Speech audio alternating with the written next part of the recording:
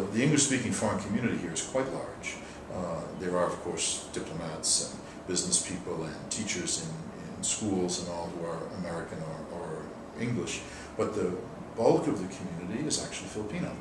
And so suddenly I found myself with my Asian population as a missionary here with them, and I've really liked it. I also have Indian parishioners and English-speaking, of course, and people from many other countries around. And we're talking large numbers. There could be 28 to 30,000 Filipinos working here, maybe 30 to 35,000 Sri Lankans, and a similar number of Indonesians. There are a lot of foreign workers, maybe several thousand Indians.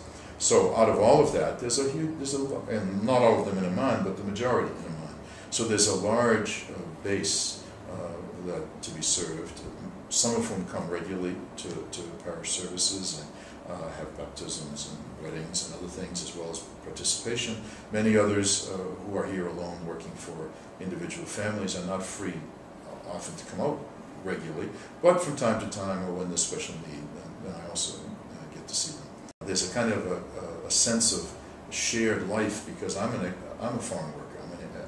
I'm an overseas foreign worker for the church, and these people are overseas foreign workers for various reasons. And so there's a kind of a rapport that springs up directly. I came 13 and a half years ago to be the founding pastor of this non-territorial or personal parish for the English-speaking community here in Amman. At the request of the local church, I was very warmly welcomed by the local parish priests, whose facilities I would be using for the different masses and all. It took a real burden off their shoulders, because the difficulty, if there were no separate parish for the English-speaking foreign community, is that they would be under some pressure to serve both an Arab-speaking population and an English-speaking one at the same time, and the numbers would overwhelm them, quite frankly, because it's quite large. So it's a good thing.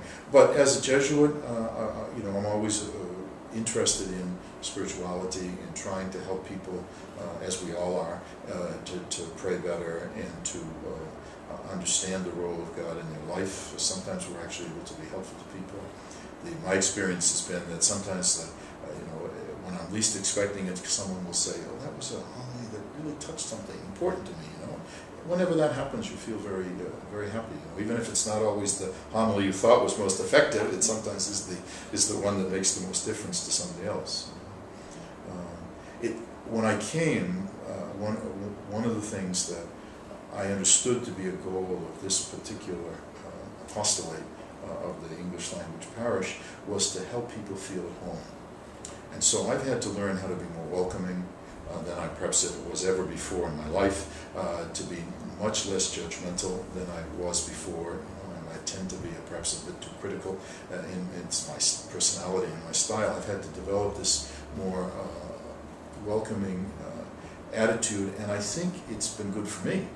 It's been good for me, and that's a Jesuit thing. We have to adapt to the needs of the local community. It's not my job to run a very heavy-duty parish, but rather to run one where people whose schedules are often very fragmented and whose schedules do not allow them to plan ahead at all, still need service and need ministry. And not to say, "Why didn't you come last week?" or "Why didn't you," whatever, but instead to deal with them where they are and to do my best for them.